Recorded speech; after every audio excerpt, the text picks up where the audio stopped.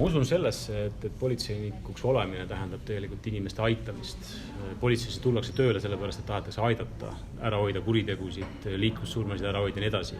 Ja mis saab olla veel paremat, kui lisaks sellisele tegevusele aidata olla keskkonnasõbralik, sest politseinikuks olemine tähendab olla ära teha suuri asju, mõjutada, tekitada turvatunnet ja turvatunne on kindlasti see, mis on seotud väga otseselt keskkonnamõjudega.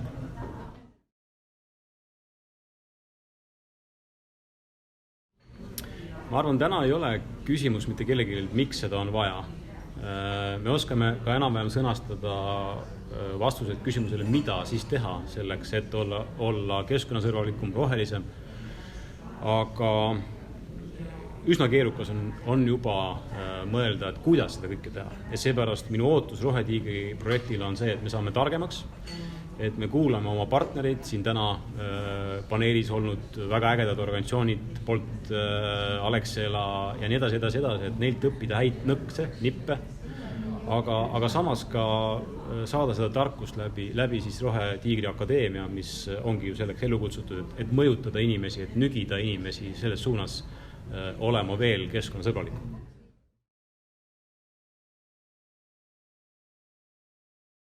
Ma usun, et kui me nii teeme ja haarame kõik härjal sarvist, ei lase segada bürokraatiale nendel tohutud analüüsidel, vaid hakkame päriselt tegema igaüks kodanikuna, organisatsiooni juhina ja nii edasi. Me osaleme valimistel, kohe algavad kohaliku omavalitsuse valimiste kampaaniad, kus me saame teha valiku kodanikena, millist poliitikat me Eestis lubame ja tahame, siis ma loodan, et me ei peaks mitte kunagi prügi koristama, sest et see prügi ei teki või ta tekib ta teistmoodi. Ma loodan, et riik on targem, et riik loob need võimalused, et me ei peaks printima 55 tonni paberit aastas. 55 tonni on kaalub sama palju kui 55 politseiautot näiteks.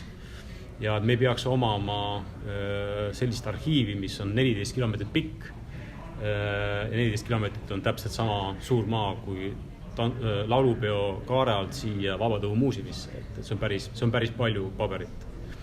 Ja kolmandana lõpuks kindlasti, et politseiorganisatsiooni sooviksid tulla tööle need inimesed, kes tahavad kuuluda sellesse rohelisse mõtteviisi ja keskkonnasõbralikkuse organisatsiooni.